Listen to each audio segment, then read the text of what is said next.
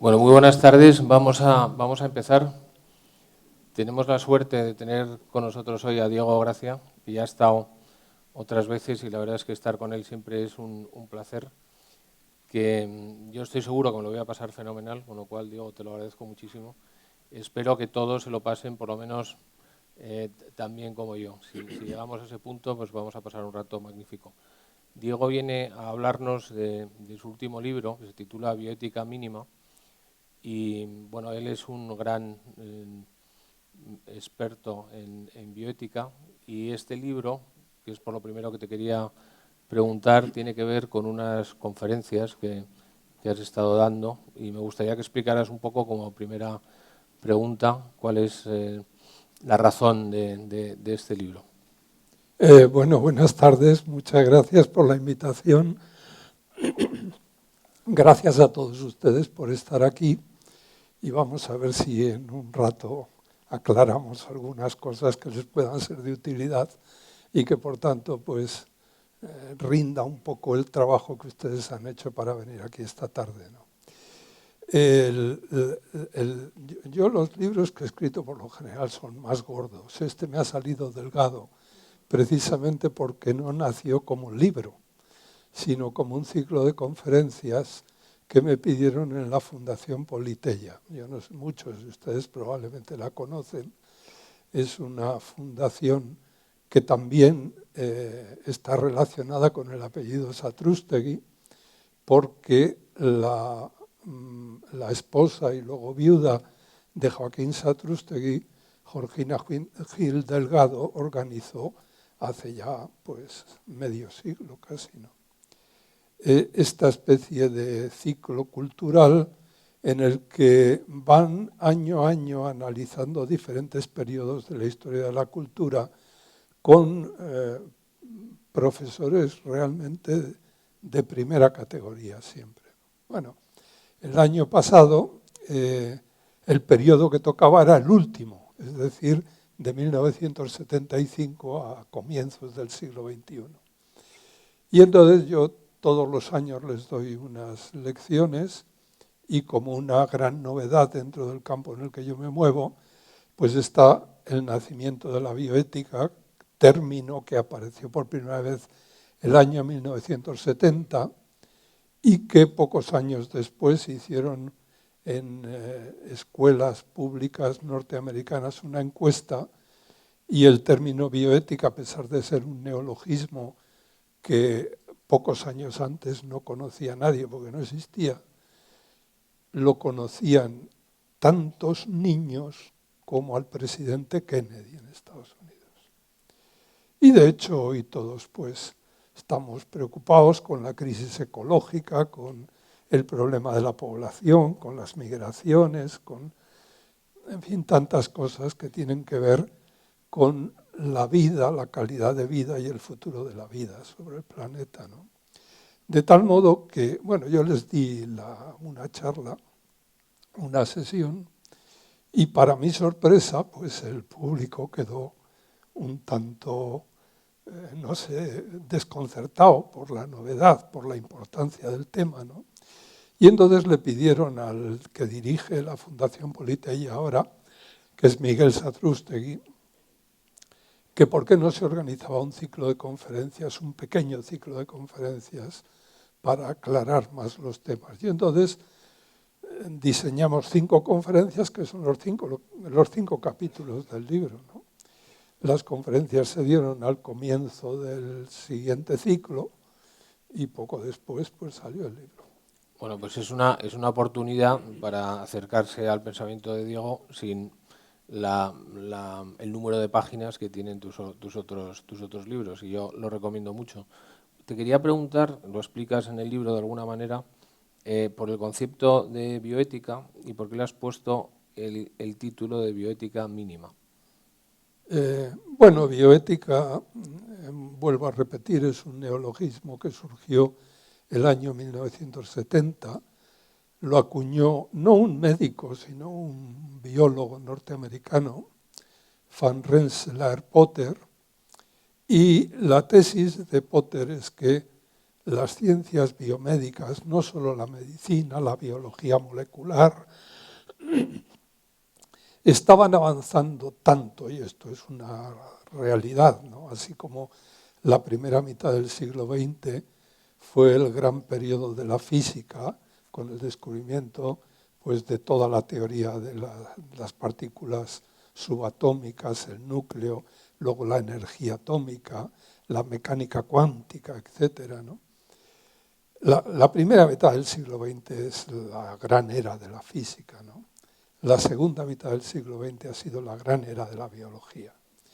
Y este hombre, que era un investigador, un biólogo investigador, Potter, en 1970, publicó un artículo que se titulaba Bioethics, the Bridge to the Future. Bioética, el puente hacia el futuro. Y la tesis es que, claro, un puente tiene dos pilares, uno a cada lado del río. Un pilar es la ciencia biomédica. La tesis de Potter es que el segundo pilar es la ética, porque no todo lo que es técnicamente posible es éticamente correcto. Y por tanto teníamos el gran peligro de que el gran avance de la ciencia y de la técnica no fuera seguido de un avance correlativo en el otro pilar, con lo cual pues el puente de algún modo se caería, ¿no? Y entonces su tesis es que hay que intentar que vayan parejos la reflexión ética con el desarrollo de la ciencia. Ese es el origen del término, ¿no? Luego ha tenido sus avatares, ¿no? Porque, claro, la medicina pues, es una institución social potentísima. Hay cientos de miles de médicos, hay muchas más enfermeras, el personal sanitario es enorme, ¿no? Y entonces hay una gran facilidad de parasitación de la bioética por la medicina. De tal manera que durante los años 60 y 70 existió la idea de que la bioética era algo así como el nuevo rostro de la ética médica, pero en fin, algo que ya venía funcionando desde el juramento hipocrático en el siglo IV a.C., que se había desarrollado a todo lo largo de la historia, porque la ética médica ha sido la ética profesional más antigua y más desarrollada a todo lo largo de la historia. Claro, yo ya entonces escribí un libro, Fundamentos de Bioética, que lo he visto ahí afuera, y en el prólogo, esto era el año 80 o por ahí, ¿no? Decía que la bioética no era el nuevo rostro de la ética médica, sino que era el nuevo rostro de la ética en los finales del siglo XX. Y hoy habría que decir, como digo en el prólogo, en los albores del XXI. Es decir, el gran tema de la ética hoy y el gran tema de la humanidad es el problema de la vida. De la vida hoy y sobre todo del futuro de la vida y los equilibrios de la vida sobre el planeta. Por eso hoy es muy difícil que todos no nos sintamos de algún modo ecologistas. Yo recuerdo y cuento en el prólogo del libro, cuando yo era pues, en los años 70 o por ahí, o en los 60, los verdes alemanes entraron por primera vez en el Parlamento alemán con una persona, una joven muy lista y muy revoltosa, que se llamaba Petra Kelly, que luego falleció muy pronto y claro, ya. ¿No? Pero cuando yo, y creo que muchos como yo, cuando vieron llegar a los ecologistas al Parlamento alemán, pues pensamos que era el nuevo rostro del clásico anarquismo, es decir, que otro brote más, con un rostro nuevo. Bueno, hoy todos somos ecologistas y han pasado 30 años, 40 años a lo más, ¿no? ¿Qué ha pasado para que todos hayamos pegado este cambio y para algo que entonces parecía una cosa pues diletante, hoy se haya convertido en un tema fundamental de la humanidad, ¿no? Pues que nos hemos asustado un poco, ¿no? Claro. Conciencia de posibilidad. Y yo creo que hay que asustar más a la gente, que está poco asustada. Bueno, en el libro, que por supuesto hay que leer, pero haces un ejercicio, primero nos das una metodología y luego tratas de aplicar esa metodología o explicar cómo hay que aplicar esa metodología a los dos grandes temas que tienen que ver con la vida, que es el origen de la vida y el final de la vida y los momentos, bueno, pues el límite en los dos casos. Pero tú la primera idea que planteas, que tiene que ver también bueno, pues con la famosa pregunta kantiana que resume todo, que es el hombre, tú planteas que la experiencia moral es algo eh, que nos diferencia de los animales y que es una experiencia primaria. Me gustaría que explicaras un poco esta idea. Me he dado cuenta que no he contestado antes del todo a tu pregunta. Te he dicho lo Bueno, que no has era dicho mínima, no has dicho bioética, mínima. pero no mínima. Bueno, 2 palabras Es sobre que mínima y luego pasamos. soy muy blando como No, entrevistador. bueno, ha sido un error mío, ¿no?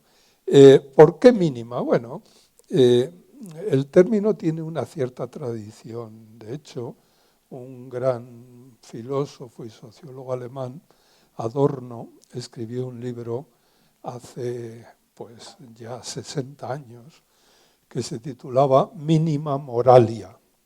Es bien sabido que Aristóteles escribió o se le atribuyen 3 libros de ética y uno de los libros que probablemente no escribió, pero sí se le atribuyen, se llama Gran Moral o Máxima Moralia.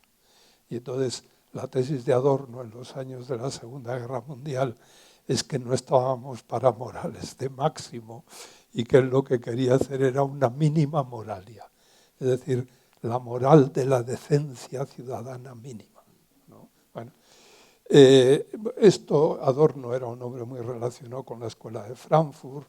La Escuela de Frankfurt ha dado lugar a toda una ética, la ética de la comunidad ideal de comunicación. El representante todavía vivo, muy mayor ya, pero vivo, de esta ética, pues se llama Jürgen Habermas. Y ha tenido también en Estados Unidos otras manifestaciones. Y estos han sido, claro, Habermas y Adorno eran sociólogos y pensadores que se dedicaban mucho a temas de ética política, sociopolítica, ¿no? Y entonces su tesis es que había que moralizar la vida política creando una ética de mínimos, decían ellos. La ética de mínimos es aquella que es necesaria para que las personas puedan vivir en una sociedad pues, sin sonrojarse, o en fin, una sociedad decente, ¿no? Y bueno, esto tiene su dificultad, porque lo que está claro es que todas las sociedades están bajo mínimos, utilizando el criterio de mínimos que utilizan ellos. Pero lo curioso es que, claro, ellos dicen que ellos analizan los sistemas, la comunidad ideal de comunicación y otros sistemas para conseguir pactar esos mínimos morales en una sociedad que no nos conduzca a otra guerra como la Segunda Guerra Mundial, que es la gran obsesión. Estos son personas que han vivido trágicamente la Segunda Guerra Mundial y que han estado toda su vida y todo su pensamiento viendo cómo evitar que esto se pueda repetir otra vez, ¿no? Entonces se han dedicado a eso, cómo consensuar unos mínimos morales que permitan vivir decentemente, que no nos matemos, que haya una justicia básica, etcétera, ¿no? Pero, decían, pero claro, esto son los mínimos, están luego los máximos. Y es que yo protestante, yo calvinista, yo católico, yo tal, yo cual, eso ellos no se metían, ¿no? Eso es la llamada ética de máximos, queda pues a los valores subjetivos de las personas. Sobre eso no se puede deliberar, ellos hablan mucho de deliberación en el marco de la ética política, pero de la demás ética no se puede deliberar. Bueno, esto era lo típico y sigue siendo, pero menos. Era lo típico en los años 70, ¿no? En los años 60, 70, Habermas escribió libros muy importantes en esa época, ¿no? De que vamos a buscar, vamos a moralizar la política, vamos a intentar que las leyes, además de legales, sean legítimas mediante procedimientos de justificación de las normas, no justificación moral de las normas.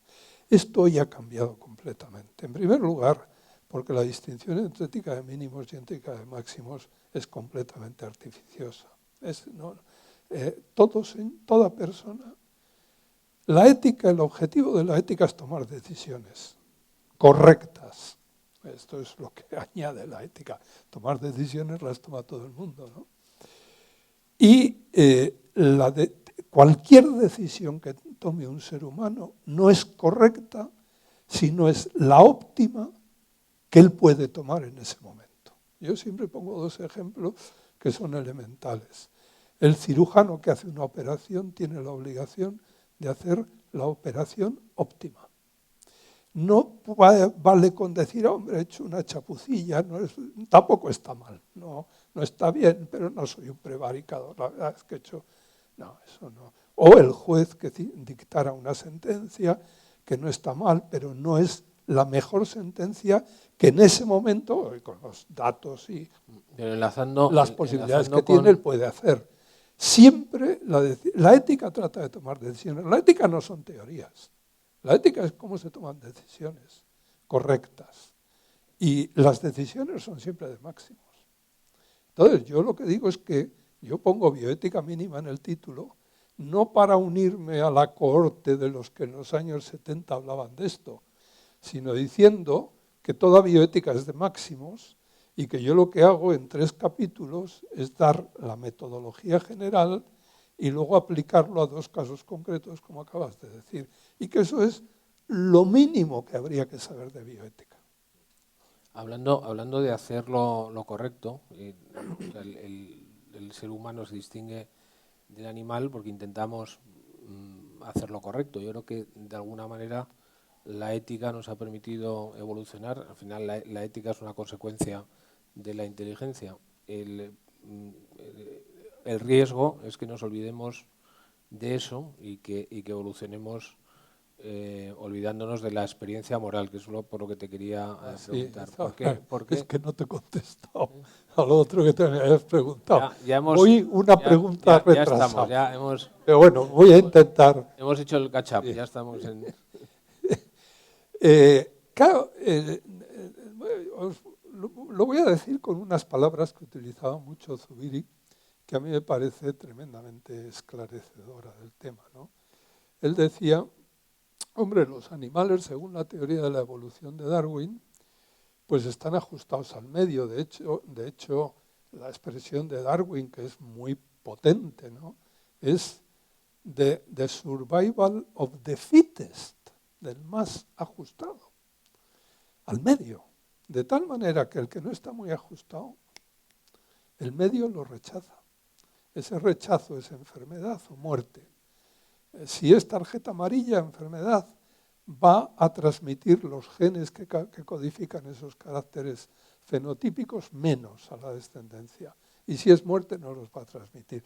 Y entonces se produce el fenómeno que llamaba Darwin de selección natural, que naturalmente va seleccionando aquellos genes que codifican rasgos fenotípicos que adaptan al medio o que son ajustados al medio, ¿no?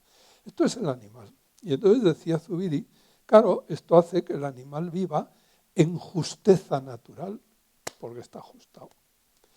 ¿Qué le pasa al ser humano? Bueno, pues todos los que de vez en cuando vemos algo en la televisión, yo cada vez menos, pero la 2, ahí se ven muchos reportajes de animales, de cómo nacen, tal, ¿no? Y es frecuente que cuando vemos, yo que sé, que una jirafa pare una jirafilla y a los 10 minutos la jirafilla se pone de pie y se pone a andar, nos sorprendemos mucho, ¿no? Nosotros no estamos acostumbrados a esto, ¿no? De hecho, los biólogos pues distinguen en la evolución del ser humano 2 periodos fetales.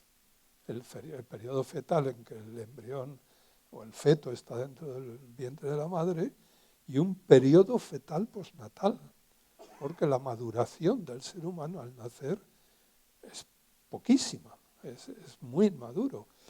¿Por qué se produce este fenómeno? Curioso, ¿no? Bueno, pues a mí cuando estudié anatomía me dieron una razón que me sigue pareciendo válida, ¿no? Y es que la telencefalización del sistema nervioso central, los niños son muy cabezones, nosotros tenemos al nacer 1.400 centímetros cúbicos de encéfalo, eso tiene que pasar por el canal de la pelvis de la mujer y si no se expulsara prematuramente, no se expulsaría. Todos tendrían que ser cesáreas. En fin, entonces nosotros nacemos muy inmaduros. Es decir, no nacemos adaptados al medio. Y esto que, claro, decimos, bueno, somos muy maduros, pero tenemos 1.400 centímetros cúbicos de masa encefálica, somos inteligentes, y la inteligencia pues es como cualquier otro rasgo biológico, un rasgo que o nos adapta o no nos adapta al medio. Y dicen, pues entonces es un rasgo de adaptación al medio, ¿no? Bien. Lo que pasa es que la inteligencia para adaptar al medio utiliza un mecanismo distinto al que se utilizaba hasta ese momento. Porque adapta, no es que se adapte ella al medio, es que adapta el medio al ser humano. Es decir, nosotros vía inteligencia podemos modificar el medio y humanizarlo. Eso es lo que vía inteligencia o vía proyecto transforma la naturaleza en la que vive el perro o el gato en cultura, que viene de un verbo latino, el verbo colo, que significa cultivar. Por tanto, es la naturaleza modificada o cultivada, enriquecida vía proyecto. Y entonces la inteligencia humana para lo que sirve es para proyectar. Esa es su función. Y proyectar es pues también un sustantivo derivado de un verbo latino, que es el verbo gicio, que significa arrojar, y pro es adelante. Nosotros con la inteligencia estamos previendo. Claro, el animal también prevé. Un galgo cuando corre está previendo dónde va a poner la pata y lo hace mejor que nosotros. El sistema nervioso del animal, el sistema nervioso central del animal es un sistema de previsión perfecto, pero no de proyección. Lo que la inteligencia hace es la inteligencia específicamente humana, porque se puede hablar de inteligencia animal, es cambiar la mera previsión, el ver antes, en proyección, ¿no? Me interesa mucho, tenía previsto preguntarte, cuando hablas de proyecto, de hecho haces hasta un gráfico en el libro, tú dices que el proyecto genera obligación y la obligación genera responsabilidad. Y ahí es donde viene la moral de alguna manera. Entonces, me interesa mucho todo el modelo, pero sobre todo el concepto de responsabilidad. Entonces, lógicamente, si no hay moral, tampoco hay responsabilidad. ¿A dónde nos...? No, el problema es, hacemos un proyecto, voy a estar aquí a las 7 de la tarde, voy a decir tal cosa, siempre la inteligencia permite adelantarnos. Hay muchos actos en el ser humano que no están proyectados. Esos no tienen nada que ver con la ética. La ética se trata de los actos proyectados, aunque sea en un milisegundo. Es decir, si vemos que esto amenaza a ruinas porque hay un ruido, tal, inmediatamente tendremos que tomar una decisión. Pero tiene que haber un espacio temporal, por pequeño que sea. Y si es muy pequeño tampoco va a servir para mucho. Pero en fin, nosotros si no proyectamos el acto no nos interesa desde el punto de vista moral, ¿no? Claro, proyectamos un fin, vamos a estar aquí o vamos a ir tal o prometemos tal cosa, por ejemplo, ¿no? Ese fin inmediatamente se vuelve sobre nosotros y nos pide cuentas. De tal manera que yo soy responsable del fin que he hecho. Es como la pregunta y la respuesta. La responsabilidad es la respuesta. Yo soy responsable de mis proyectos. Y esto además es muy interesante porque Kant, que no utiliza esta terminología, pero en ética es uno de los líderes que ha habido en toda la historia de la humanidad. Kant dice, claro, yo establezco un fin, el fin me pide cuentas, yo soy el fin de los fines. Bueno, pues eso es lo que llamó Kant ser fin en sí mismo, que es la definición de sujeto moral. Sujeto moral es el que hace esto, y el que no hace esto no lo es. Claro, se anda siempre que si los bonobos, que son inteligentes, ¿no? Si lo hacen, son sujetos morales, si no lo hacen, no. ¿Cuál es el problema? Pues que no hablan. Y es muy difícil saber lo que hacen, o lo que piensan, o cómo toman decisiones, ¿no? Pero toda persona que haga esto es responsable de sus actos y es un sujeto moral. ¿Un niño recién nacido hace esto? No, pues no lo es.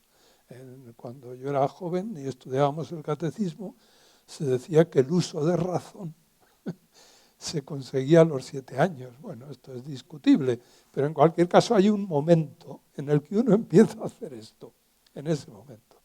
Y luego también es verdad pues, que al final de la vida pues, el sistema nervioso degenera, como todo, y por tanto hay un momento en el que se puede perder esto. Te quería preguntar dos preguntas sobre conceptos, pero yo creo que aprovechando que estás aquí, es interesante, pues siempre lo mezclamos. La primera pregunta que hay que hacer es la diferencia que hay o que se hace entre ética y moral. O sea, son distintas. Los franceses probablemente lo diferencian más. Ética y moral, bueno, ética y moral etimológicamente es lo mismo. Es decir, ethos viene del griego y significa costumbre, hábito, modo de vida. Mos moris en latín significa hábito, modo de vida, costumbre. Por tanto, moral viene de mos moris y es la traducción del término griego que los latinos tradujeron y ahí está. Se han intentado hacer distinciones, muchas, pero son distintas, es decir, cada uno hace la suya. Por ejemplo, en la teología moral escolástica, pues se distingue entre la ética para la ética filosófica y la moral teológica. De tal manera que los teólogos son moralistas, los filósofos. En la Facultad de Filosofía hay un departamento de ética, no de moral, porque la moral es aplicada. Esta es una convención, ¿no? En tanto que la ética es el estudio de las teorías morales. Lo que Kant hace es ética, bueno, a pesar de que Kant hizo unos libros que de algún modo son de moral, ¿no? Por ejemplo, hizo una introducción a las costumbres, el último libro que escribió, que es más bien de moral, ¿no? Hegel dio otra distinción, yo no hago diferencias. Es decir, me parece que eso ha tenido su época histórica, O sea, que si pero estamos, que hoy no tiene sentido. y si estamos cenando y hay alguien un poco erudito que nos diga, nos corrija, le podemos decir que son sinónimos y que... No, han tenido su época estas distinciones, pero no tiene ya. Lo que pasa, claro, fíjate, por ejemplo, en el mundo católico, como es el nuestro, la distinción más clara entre ética y moral era la que establecía la tradición católica, ¿no? La ética era de fundamentación, la moral era de aplicación, una la hacían los filósofos, la otra la hacían los teólogos o los pastores o los curas de almas, ¿no? ¿Qué es lo que ha pasado, y concretamente en el mundo de la bioética? Pues lo que ha pasado es que personas que no son teólogos se han puesto a hablar de temas de los que antes hablaban los teólogos. Y de hecho, la bioética hoy no la hacen los teólogos, la hacen pues, los filósofos, los médicos, mucha gente, ¿no?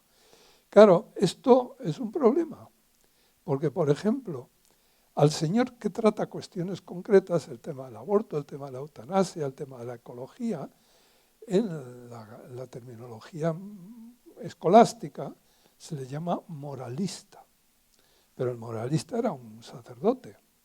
Nosotros no somos sacerdotes, por tanto no nos gusta que nos llamen moralistas. Era Pascal, ¿no?, el que advertía de la confusión de los órdenes, ¿no? Claro, es que, claro, pero fíjate, una socióloga norteamericana que estudió como fenómeno sociológico el nacimiento de la bioética, decía, claro, la cosa ha sido tan curiosa que ha habido que acuñar términos nuevos, que además no nos suenan, porque como son nuevos, por ejemplo, eticista.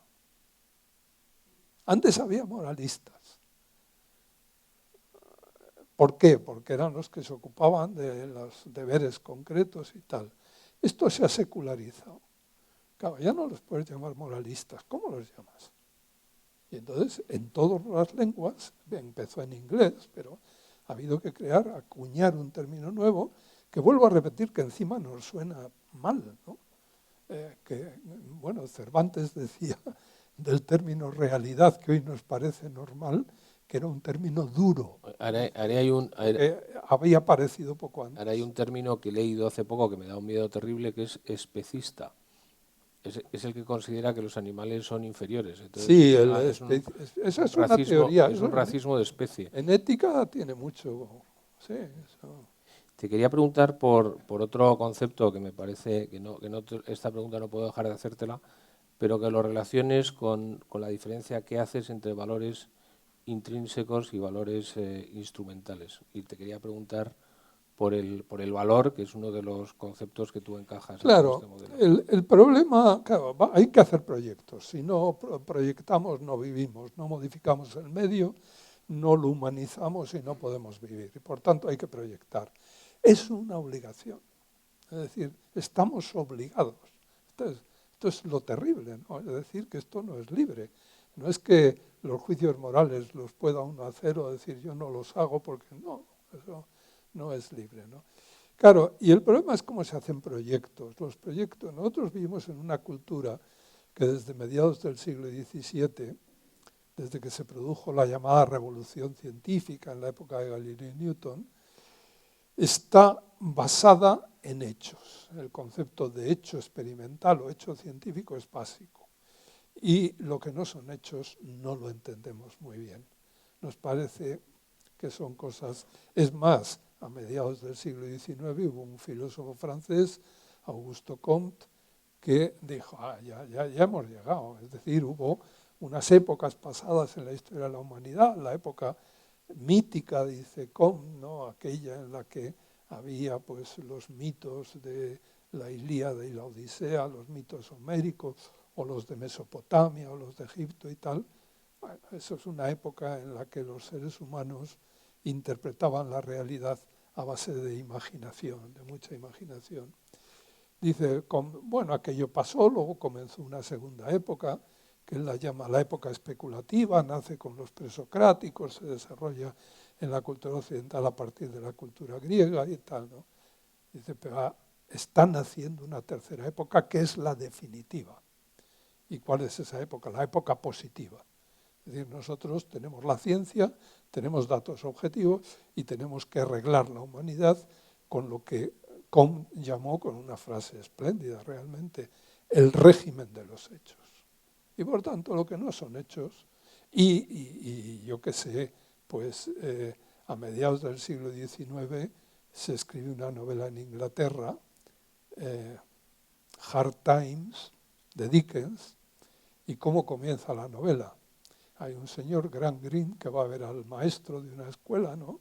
Y le dice, enséñales hechos, nada más les será útil en la vida, no metas en sus cabezas, en las cabezas de estos niños, una cosa distinta de los hechos. Los hechos, bueno, y entonces no necesitamos más que hechos. Claro, cuando a comienzos del siglo XX se produce la que entonces se llamó Gran Guerra, mucha gente rebobinó, sobre todo los intelectuales, esto se dio en Alemania, pero se dio en España y se dio en Francia. El caso de Cajal es muy claro en España, ¿no? Que todos dijeron, pues aquello que íbamos a arreglar todos los problemas de la humanidad, hemos conseguido la guerra más destructiva que ha habido.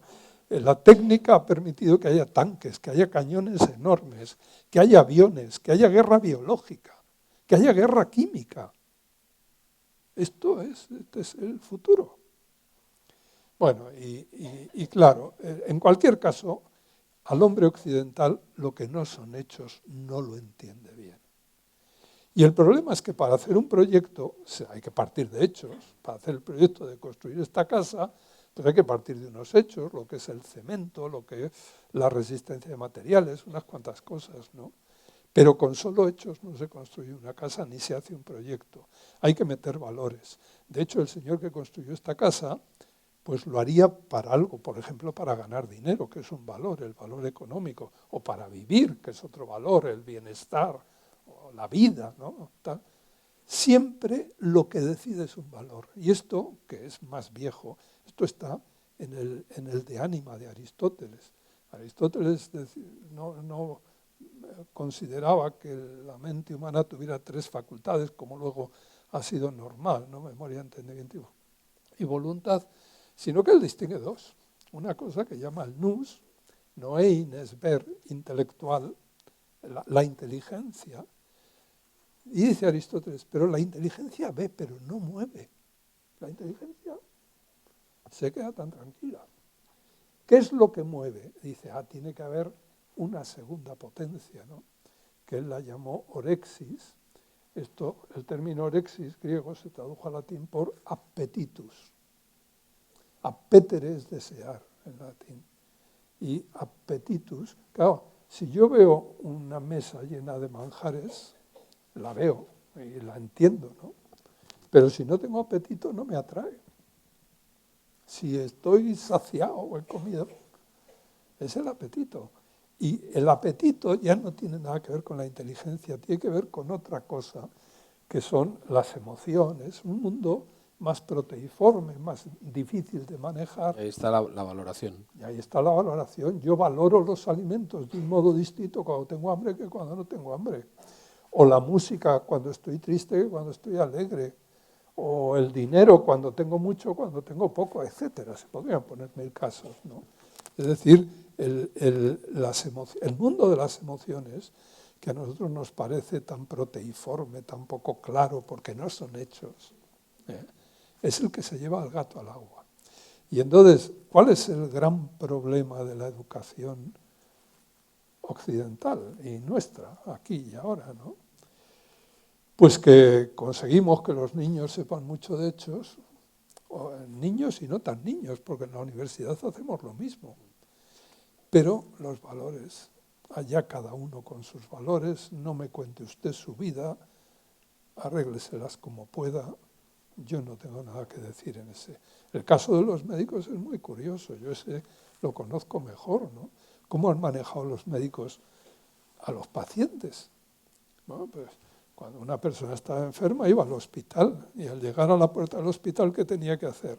Dejar los valores fuera. De tal manera, los sociólogos dicen que los valores, claro, hay quien los lleva pintados en la cara, generalmente no es así, pero hay unas señas de identidad del valor, por ejemplo, el traje, la corbata, lo que los sociólogos norteamericanos describieron como los blue collar y los white collar, los que van de mono y los que van con camisa, ¿no?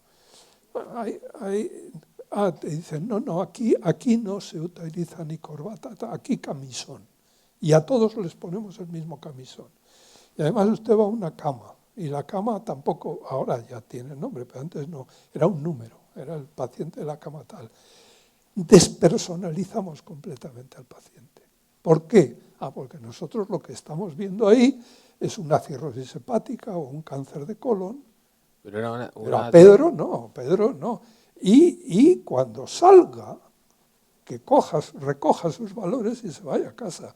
Pero aquí, no. Pero eso era un poco para protegerse, ¿no? Bueno, pues es una protección inconsciente, todos nos protegemos, pero sobre todo esto ha pasado. Un ejemplo paradigmático es el de los testigos de Jehová. Es decir, ¿qué es lo que ha hecho el médico con los testigos de Jehová hasta hace 30 años? Esto ha cambiado, afortunadamente, pero ¿qué se hacía? Mire usted, si yo le voy a hacer una operación cruenta y tal, y necesita sangre, usted tiene que firmarme un consentimiento informado diciendo que le puedo poner al doctor, pero soy testigo de Jehová y no quiero que me ponga sangre. O firma o se va. Yo no le opero, si usted no firma, no opero.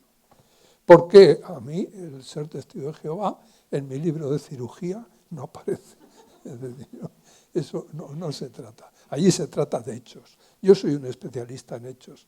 Sé manejar la patología que usted quiere. Si usted quiere, yo le ayudo. Pero nada más. Claro, esto ha cambiado. Y fíjense ustedes, pongo un caso llamativo que demuestra cómo hemos estado funcionando. ¿Quién es el médico? Un señor que sabe gestionar unos hechos, que se llaman los hechos clínicos. Todo lo demás, eso no es verdad. Te quería preguntar también, la solución que tú planteas, que me gustaría que la comentaras un poco, es la deliberación como forma de llegar a conclusiones adecuadas sobre qué es lo que hay que hacer. Em, pero esto, y además sé que es un tema que te preocupa, yo creo que se enfrenta a un problema que es el problema de las identidades. O sea, por qué siendo tan necesaria la deliberación y ya se delibera tan poco? ¿Por qué están las posiciones eh, prefijadas? Porque una identidad te obliga prácticamente a reaccionar de una manera determinada a prácticamente todo. Eh, la, la técnica de la deliberación la estableció Aristóteles en la Ética Nicómaco. Lo que pasa es que Aristóteles, que ha sido el que ha escrito el mejor libro de ética de toda la historia, Aristóteles ha sido como el Guadiana. Es decir, Aristóteles murió un poco después de escribir ese libro. Muy pocos años después nació un señor llamado Zenón de Citio, fundador del estoicismo. El estoicismo hizo mucho trabajo en ética, una ética dogmática muy distinta, ¿no? Las religiones del libro, tanto la judía como la cristiana como la musulmana, atraparon el estoicismo y lo convirtieron en su ética, o lo asumieron para su teología moral, ¿no? Y la consecuencia es que Aristóteles se quedó no nato, recién nacido, pero poco más. Y ha habido que redescubrir a Aristóteles en la segunda mitad del siglo XIX. Es tremendo esto, ¿no? Y entonces la deliberación ha sido un Guadiana tremendo, porque tuvo un origen en Grecia espléndido y luego desaparece y vuelve a aparecer ahora a finales, ¿no? ¿Y qué es la deliberación?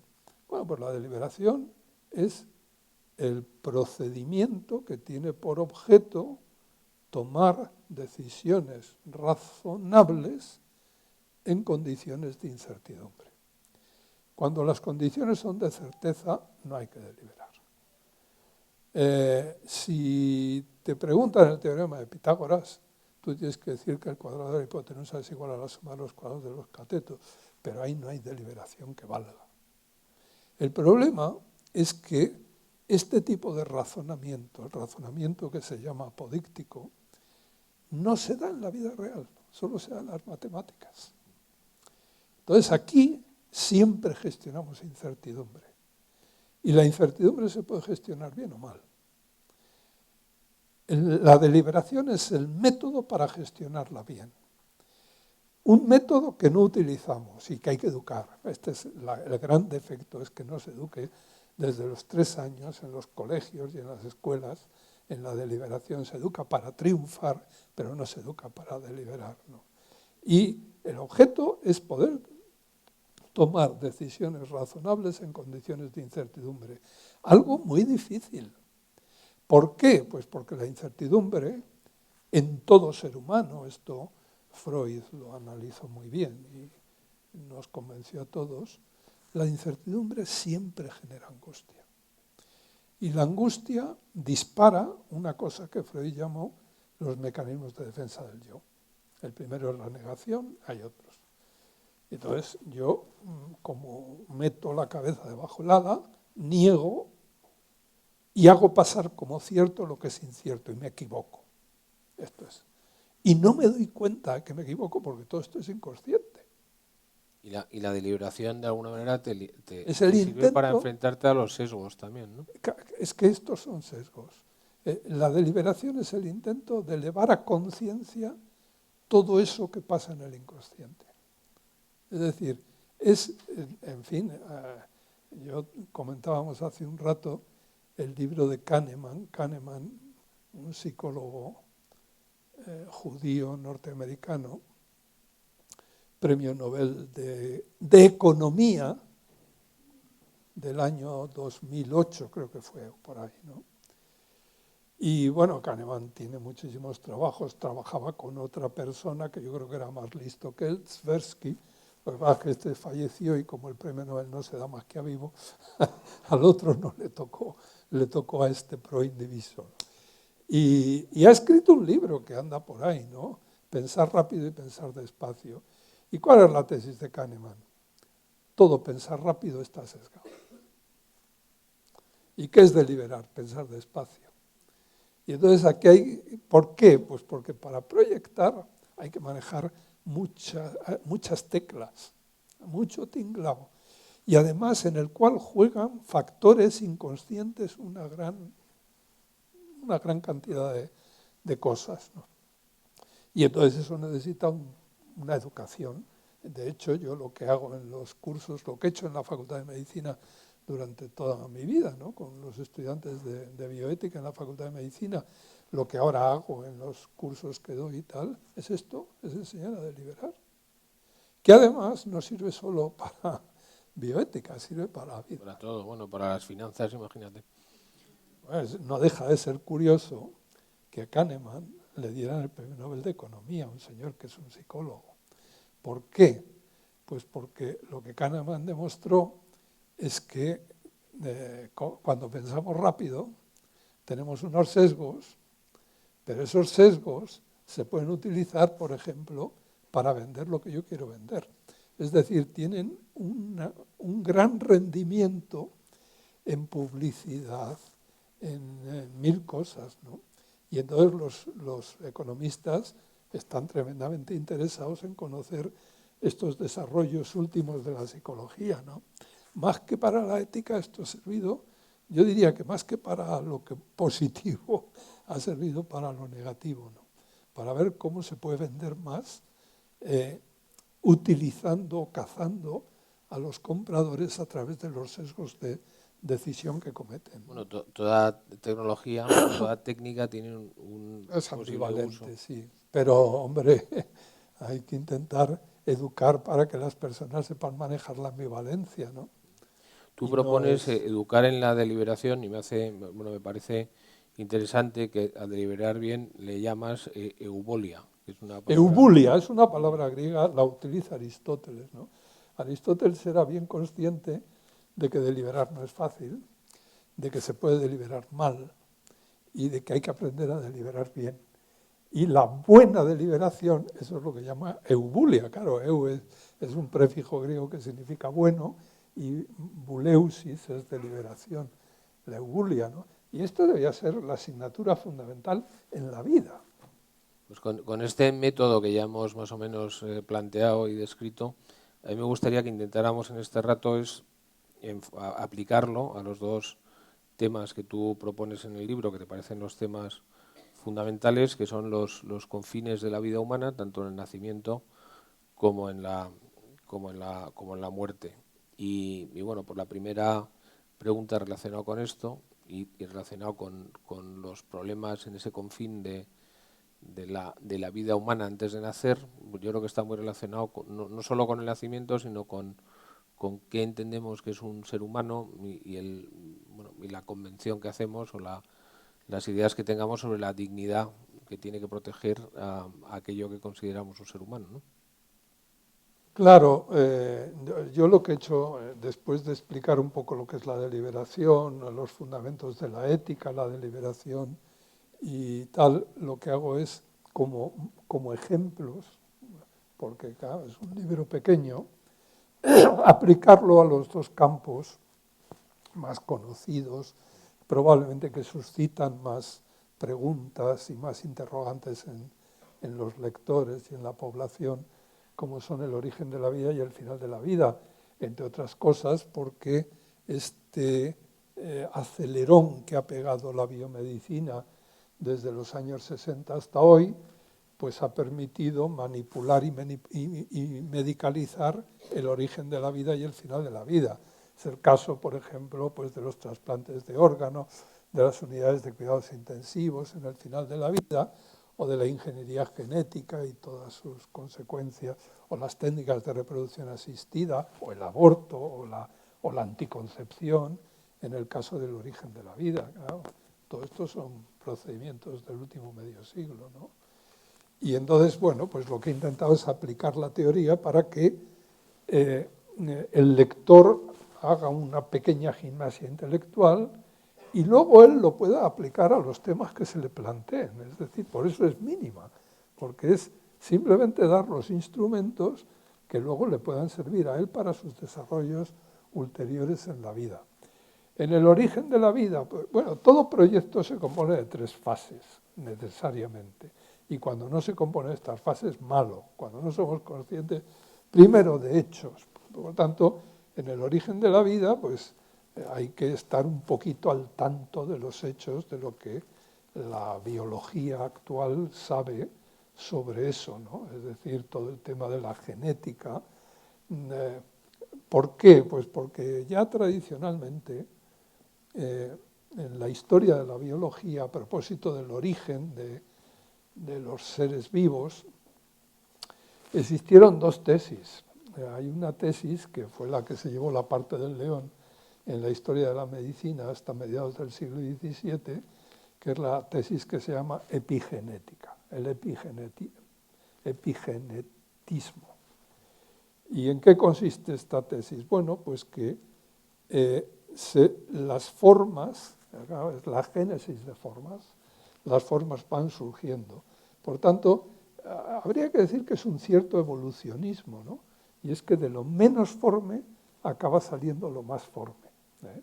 Y entonces, en el embrión, claro, esto pasa en la filogenia, en el desarrollo de las especies, pero pasa también en la ontogenia, en el desarrollo de los embriones, ¿no? Esta es la tesis que se encuentra pues, en todos los teólogos medievales, en Aristóteles, ¿no? Y es que el embrión no empieza a ser humano desde el primer momento, sino que pasa por unas fases anteriores, porque hay una epigénesis, hay una conformación progresiva, ¿no? Una tesis muy sensata, ¿no? ¿Qué pasó a mediados del siglo XVII? Bueno, pues que se descubrió el microscopio. Es decir, el microscopio tuvo un doble origen, un origen italiano con Galileo y un origen holandés con un microscopista holandés llamado Leeuwenhoek. Y Leeuwenhoek escribió un libro con sus observaciones al microscopio, que está lleno de dibujos, es muy bonito. Y, en fin, quizá por la curiosidad malsana de los seres humanos, una de las primeras cosas que se puso debajo del microscopio fue un espermatozoide. Y entonces Leeuwenhoek dibuja el espermatozoide, que como saben ustedes, se compone de una cabeza y de una cola muy larga, ¿no? Y en la cabeza Leeuwenhoek creyó ver o imaginar lo que se llama un homúnculo, es decir, una especie de niño en posición semifetal, y lo dibujó. Y entonces empieza una nueva teoría. Esto es anterior a la genética, esto es en mediados del siglo XVII, ¿no? ¿Y cuál es la teoría? La teoría de que las formas están desde el primer momento y lo único que hay es crecimiento y maduración. Está todo dado, lo que pasa es que tiene que irse desarrollando. Esta teoría no se llama epigenetista, sino que se llama preformacionista.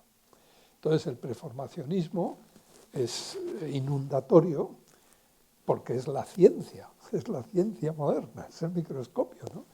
Es inundatorio entre mediados del siglo XVII y mediados del siglo XVIII. A mediados del siglo XVIII, un gran biólogo alemán llamado Wolf, pues estudiando la embriología del huevo del pollo, ¿no?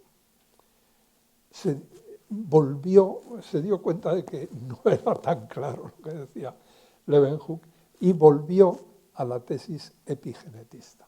El epigenetismo volvió a ser pues, muy frecuente en toda la embriología del siglo XIX y de la primera mitad del siglo XX. Mediados del siglo XX, ¿qué sucede? Pues que empieza la genética molecular. Claro, la genética se había iniciado antes, un poquito pasado el año 1850, con el descubrimiento de las primeras leyes por parte de Mendel, ¿no? Pero eso era lo que hoy se llama genética clásica. La genética clásica es una genética especulativa, porque los genes no los había visto nadie, ni Mendel ni nadie. Lo que pasa es que si se juntan rosas blancas con rosas rojas, acaban saliendo un 25% de rosas blancas, un 25% de rosas rojas y un 50% de rosas rosas. Y entonces dice Mendel, pues tiene que haber unos entes que llamamos genes, y además tiene que haber dos, porque si no, no se explica lo que está pasando. Bueno, acabo inmediatamente, cuando esto, lo de Mendel no lo leyó casi nadie, entonces se redescubre a principios del siglo XX, lo redescubren por vías distintas, tres biólogos, de Vries en Holanda, Correns y Chermak en Alemania y en Checoslovaquia, y todo el mundo empieza a ir a la caza de los genes. Es decir, si tiene que haber unas unidades de información, a ver dónde están. ¿Dónde están? Bueno, entonces, desde principios del siglo XX hasta el año 1944, todo el mundo va a la caza del gen, no lo encuentra. ¿Por qué no lo encuentran? Bueno, pues porque se suponía que esto de la información de la vida, la información genética, tenía que ser una cosa muy complicada, y la química orgánica pues conoce diferentes tipos de estructuras, las más complicadas las proteínas. Además son difíciles de manejar en el laboratorio y tal. Dijeron, esto tiene que estar codificado por proteínas, ¿no? Es decir, se desvió completamente la investigación. En el año 1944, unos biólogos británicos, Avery, se dan cuenta, analizando pues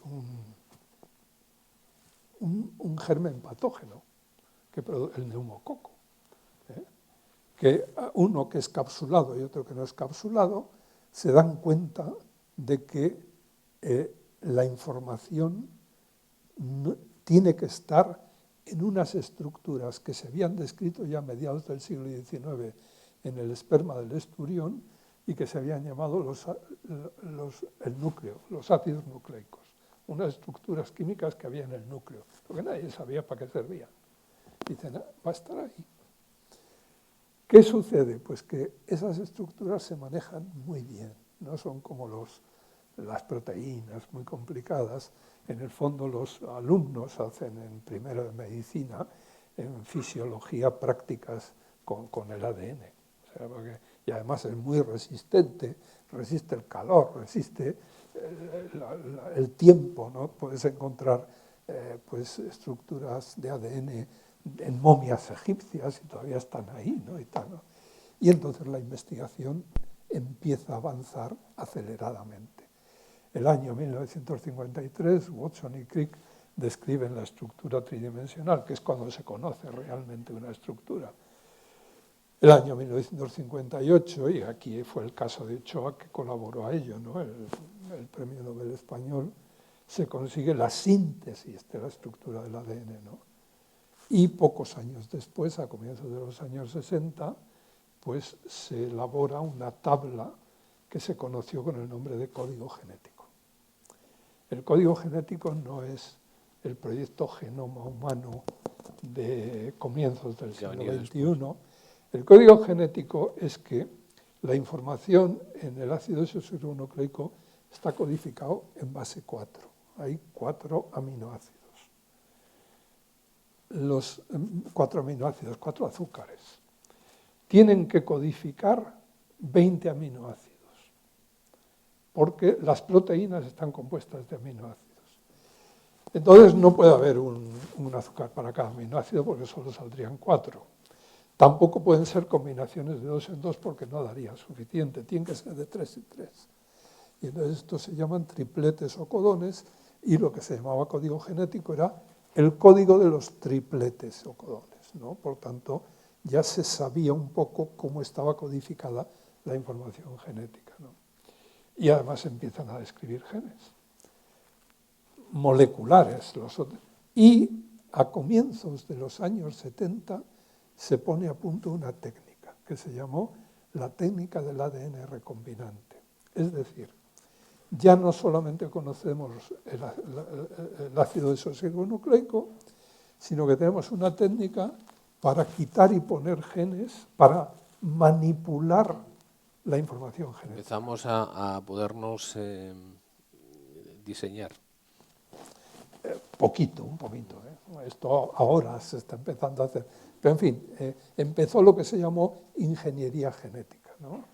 Y bueno, y saltó la alarma, ¿no? Es decir, esto se puede hacer todos en los años, hoy ya no, pero en los años 80 era muy frecuente ver en las revistas o incluso en los periódicos ratones que parecían ratas, porque les habían metido el gen de la hormona del crecimiento de la rata a un ratón. Mediante la técnica del ADN recombinante se había producido un monstruo, si se quiere, pero en fin, que le permitía crecer y parecer una rata, ¿no? Claro, cuando se pone a punto el código genético y se hace todo esto, la idea que se tiene es que los genes son los que codifican rasgos biológicos, rasgos fenotípicos, y se establece una norma que se llamó el dogma fundamental de la biología molecular. Esto de los dogmas parece mentira que seamos tan aficionados a ello. Y esto pues se hizo, ¿no? Y el dogma fundamental de la biología molecular decía un gen, una proteína. Es decir, todo está directamente, perfectamente determinado y cada gen codifica una proteína y tal. Es decir, se produce un nuevo preformacionismo, como aquel de mediados del siglo XVII, solo que ahora a nivel molecular. Porque todo está codificado desde el primer momento, todo está allí y tal, ¿no? Faltaron años, a 10 años, para que empezara a verse que la cosa es más complicada, que es mucho más complicada. Y que hay factores externos, los genes en principio no funcionan, necesitan ser activados o reprimidos. Esto lo llaman el trigger off o trigger on. Es como un conmutador, hay que encenderlo o apagarlo, ¿no? Que lo encienden a veces otros genes de la estructura, pero muchas veces son estructuras del medio. Por ejemplo, el calor, la temperatura, las ciertas hormonas, muchas cosas. Y entonces se empezó, en los años 80, comenzó una nueva epigénesis. No está todo. Bueno, quiero decir con esto, origen de la vida, problemas primero, hechos. Los hechos no son tan fáciles de conocer. Por ejemplo, en gran parte de la literatura que funciona y que se escribe por filósofos, no tienen actualizados los hechos. Están hablando de cosas que no son correctas. Bueno, yo creo que en la aplicación de tu método, hechos, luego vienen valores. O sea, Los hechos hay que fijarlos bien. Como los hechos los manejes mal, todo lo demás va a estar errado. Es decir, el error ahí es un error de principio. Pero luego están los valores. Es decir, es que todo lo valoramos. Y además nuestra obligación, ¿por qué los llamamos valores? Porque los valoramos, porque nos parecen importantes. La vida es importante. Todos los valores son importantes. Entonces, nuestra obligación es, primero, una vez que tenemos los hechos, ver cuáles son los valores en juego. Ahí, en ese caso, ¿no? Todos los valores en juego, no los que me parecen más importantes. Y una vez que tenemos los valores en juego, tenemos que ver, claro, no habría problemas si no entraran en conflicto unos con otros, porque los valores nos obligan, es decir, ¿qué tenemos que hacer? Pues las cosas bien, es decir, promover la salud, promover la vida, promover la justicia, promover la belleza, promover el placer, todos estos son valores, ¿no? ¿Cuál es el problema? Pues que chocan unos con otros, es decir, es que si protejo este valor, lesiono este otro, ¿no? Entonces, la deliberación es cómo manejar eso. ¿Qué es lo que solemos hacer? Pues buscar, pues saber cuál es el más importante. Pero esto es un error que además nos viene en parte del derecho, porque en derecho sí que hay unos criterios para manejar en caso de conflicto de normas jurídicas, a ver cuál es el más importante o el que tiene prioridad ahí, ¿no? En ética esto no vale. Todos los valores te obligan por igual. Y tú lo que tienes que hacer es promoverlos lo más posible o lesionarlos lo menos posible, ¿no? Bueno, esto obliga a ponderar muchos factores y luego a hacer un árbol de decisión. Y esto es el final, acabo inmediatamente, ¿no? ¿Cuál es el árbol de decisión? Bueno, pues si hay dos valores en conflicto, es evidente que va a haber una posibilidad que es promover el valor A, lesionando completamente el valor B. Y el otro es el contrario, promover el valor B. Estos se llaman cursos extremos. Los cursos extremos, y esto también lo dice Aristóteles, son siempre los pésimos, porque te cargas un valor entero. Y entonces lo que hay que ver es cuáles son los cursos intermedios. Es decir, primero, si podemos salvar los dos valores. Claro, uno dirá, hombre, pues si están en conflicto no se pueden salvar. En la práctica se pueden salvar casi siempre. Esto es curioso, ¿no? La ceguera que tenemos los seres humanos para ver el gris. Vemos el blanco y el negro y nos comemos toda la gama de grises. Y Aristóteles decía, y mi abuela también, que la virtud está en el medio. Es decir, son los cursos intermedios. Una cumbre entre dos abismos. Claro, entre los cursos intermedios tiene que estar el curso óptimo. Y nadie está obligado a hacer más que eso. Eso es lo que hay que hacer. Si lo aplicáramos o sea, tú hablas en el libro, lo aplicas al principio de la vida y al final de la vida. Entonces a mí me gustaría hacer en el proceso intermedio, que esto no está en el libro, pero seguro que se puede afrontar con tu metodología, me gustaría preguntarte por dos temas que son muy bueno, pues muy actuales. Lógicamente me vas a decir que hace falta una deliberación mucho más grande para poder llegar a alguna conclusión, pero yo creo que temas sobre los que no estamos deliberando bien probablemente, uno es el tema de género, donde seguramente funcionamos con hechos bastante ligeros y le aplicamos dogmas muchas veces. Pero a mí me interesa fundamentalmente, aunque lo que tiene que ver con el envejecimiento, que al final es también una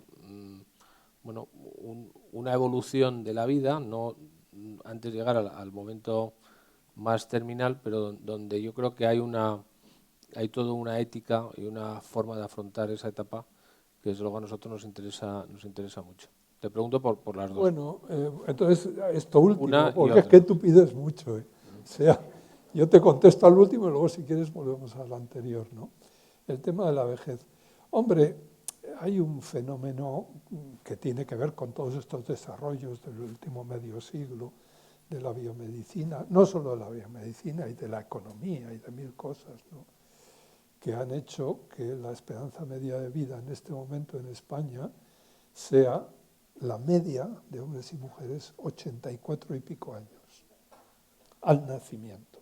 Es decir, claro, esto no se había dado nunca. En el fondo somos unos afortunados. Nadie en la historia de la humanidad ha tenido la suerte, si así se puede llamar, que hemos tenido nosotros, ¿no?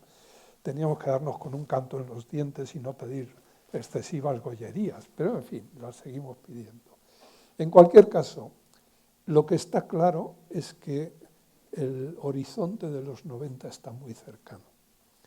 Y por tanto, se puede periodizar la vida humana ahora en 3 periodos de 30 años. Los primeros 30 años te los dedicas a estudiar, a prepararte, a prepararte en la vida, ¿no? Son lo que llamaba Goethe los Lehrjahre, los años de estudio. En el caso de la medicina, por ejemplo, es clarísimo, ¿no? Los 6 años de la facultad más los 4 o 5 llegas a cerca de los 30 años seguro, ¿no? Luego tienes el periodo que podemos llamar productivo, de los 30 a los 60 años, tampoco las cifras tienen que ser muy exactas, ¿no?, donde, y esto en España se ha visto clarísimamente en las últimas décadas, ¿no?, lo que prima es la eficiencia. Es decir, hay que ser eficiente, no hay tiempo para nada, ni para la conciliación familiar, ni para nada. Hay que producir, hay que ser eficiente, hay que estar en el avión continuamente, etcétera, ¿no? Y además hemos montado la vida así, de tal manera que yo no me atrevería a tocar ese periodo, porque eso es muy complicado, ¿no? Lo que sí me preocupa es que cuando uno llega a los 60 años o a los 65 y le jubilan, le quedan 30 años de vida, o 20 y tantos, ¿no? Y nadie sabe qué cultura, qué puede cultivar en ese periodo. En el primer periodo tiene que estudiar, en el segundo el cultivo es de la eficiencia, etcétera. Y en el tercer periodo, ¿qué se hace? Te dicen, bueno, pues, en fin, el inserso que les lleve a Benidorm, que se pongan al sol, ¿no? Claro, es un poco triste, ¿no? Es un poco triste. Es decir, yo creo que en los primeros 30 años nos educan para los segundos 30 años, pero no para los terceros 30 años. Y que una tarea importantísima es promover una cultura de la vejez, que a mi modo de ver es la más importante. ¿Por qué es la más importante? Y ahora voy al tema que te gusta, por lo que veo, porque ya lo he dicho varias veces, que es la distinción entre valores intrínsecos y valores instrumentales, ¿no? Claro, la eficiencia es un valor, pero es un valor instrumental. Entonces, en la teoría del valor, todos los valores se distinguen en dos grupos, los valores instrumentales y los valores intrínsecos. Valores instrumentales, pues son los que tienen los instrumentos, por ejemplo, todos los instrumentos técnicos. El coche tiene un valor, el avión tiene un valor. Claro, y prueba de ello es que vamos y nos cobran cuando los compramos, ¿no? Un fármaco tiene un valor instrumental, ¿no? Si yo tengo dolor de cabeza, pues compro una aspirina o un ibuprofeno y me lo tomo, ¿no? Si el ibuprofeno no me curara o no me quitara el dolor de cabeza, yo diría que no vale para nada. Es decir, al ibuprofeno el valor no se lo da la pastilla, se lo da mi salud. Por tanto, es un valor que tiene valor por referencia a otro valor. Es un valor delegado, es un valor subalternado a otro, ¿no? Claro, si hay valores subalternados a otros, tiene que haber alguno que no sea subalternado a nadie, porque si no esto sería una cadena infinita, ¿no? A esos valores que no son como los instrumentales se les llama valores intrínsecos o valores en sí. Todos los productos técnicos son valores instrumentales. ¿Y qué es un valor intrínseco? Pues aquel que tiene valor por sí mismo, no por otra cosa distinta. Hubo un profesor de la Universidad de Cambridge a comienzos del siglo XX llamado Moore, que hizo un libro muy importante que se llama Principia Ética, uno de los grandes libros, ¿no? Y allí habla mucho de esto que estoy hablando yo ahora, ¿no? Y da un criterio muy sencillito para ver si un valor es instrumental o intrínseco, ¿no? Y dice, claro, si pensamos en un mundo como el que tenemos, ¿no? Con iPhone, con aviones, con coches, con ibuprofeno, con todo lo que quieras, ¿no? Y le quitas una cualidad que quieres saber si es un valor intrínseco o no. Por ejemplo, le quitas la belleza. Y entonces dices, bueno, voy a tener un mundo igual que el que tenemos, pero sin belleza. ¿Habríamos perdido algo importante? Si la respuesta es sí, ese es un valor intrínseco. Bueno, pues este jueguecito se puede hacer con la belleza, se puede hacer con la justicia, se puede hacer con la solidaridad, se puede hacer con muchas cosas, ¿no? Esos son valores intrínsecos. Los valores intrínsecos son los más importantes en la vida. Curiosamente, de los 30 a los 60 años, a lo que nos dedicamos es al cultivo de los valores instrumentales.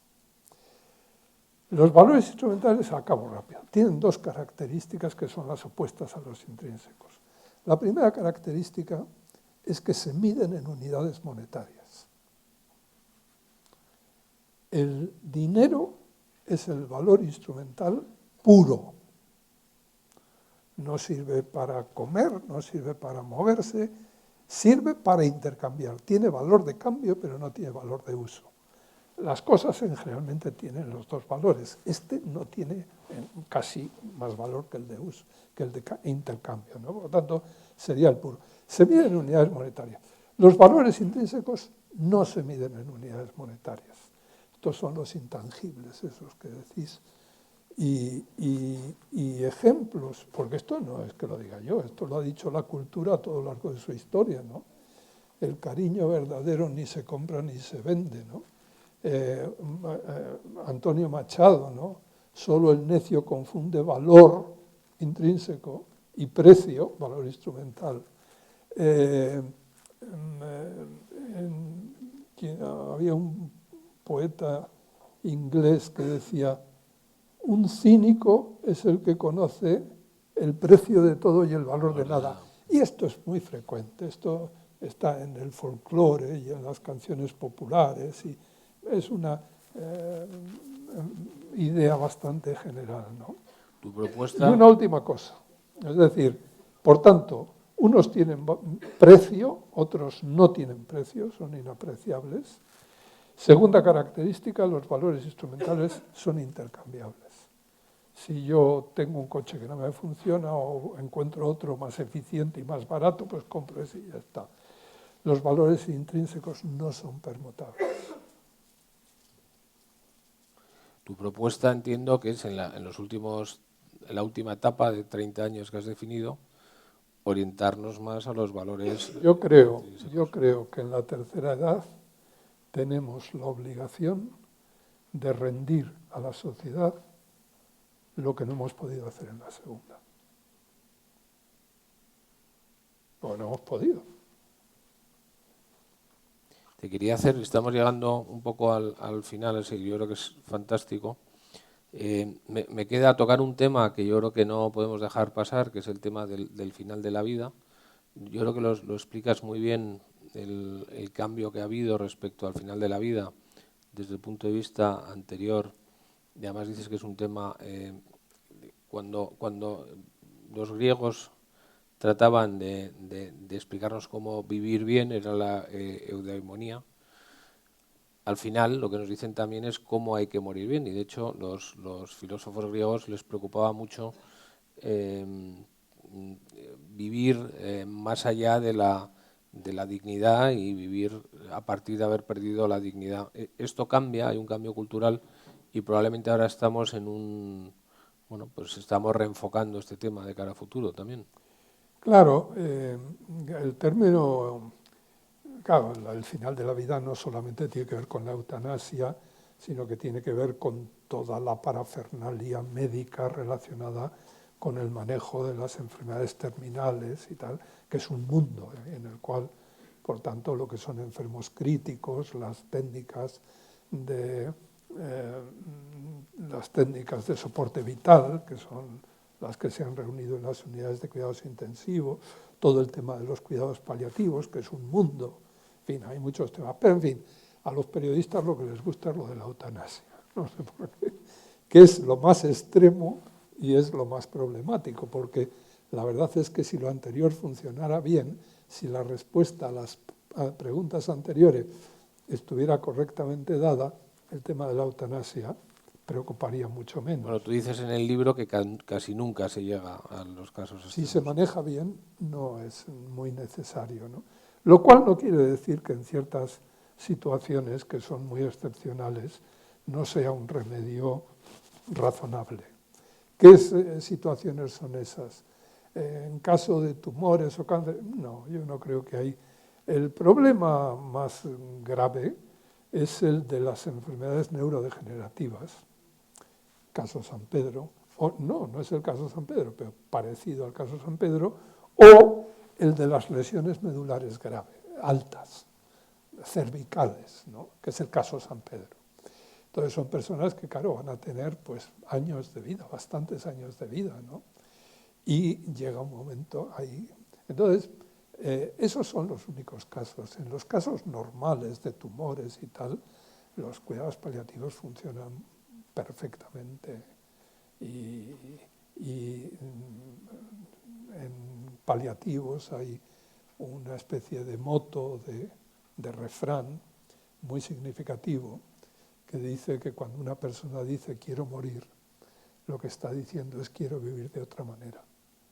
Y lo importante es saber si tenemos la capacidad de darle esa otra manera de vivir o no. Claro, hay veces que no, pero hay muchísimas que sí.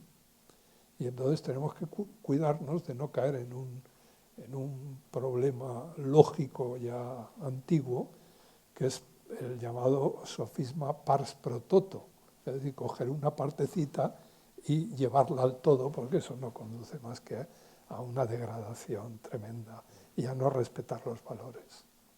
A nadie le gusta acabar y yo creo que desgraciadamente también tenemos que acabar este rato tan fantástico que hemos pasado. En tu libro tú nos aconsejas y nos recomiendas la deliberación, y en este momento que vivimos además dices que es el punto medio, esa virtud del punto medio que decía Aristóteles, entre el fanatismo, que tenemos mucho, y la trivialización, que también tenemos mucho. Totalmente, pero es que además, fíjate, si uno lee o ve la televisión o oye a los políticos, es decir, lo que todo el mundo busca, o casi todo el mundo busca, es el escándalo, la trivialización, el que los demás hagan lo que yo quiero que haga. La deliberación, la maduración de la personalidad, la promoción de la autonomía, no la hace casi nadie. Esto es muy triste y además yo creo que puede dar al traste con el futuro de la humanidad, porque es que probablemente cuando Orwell escribió en 1984 o Huxley el Brave New World, pues, y leímos aquellos libros, nos parecían unos utopistas. Y yo creo que a la altura del 2020, más que utopistas, han sido profetas. Bueno, pues entonces a través de la deliberación yo creo que tenemos que combatir ese futuro. A mí me gustaría, Diego, por supuesto que vuelvas, sé que estás con varios libros que nos encantará que nos vengas a contar, y queríamos despedirte con un fuertísimo aplauso.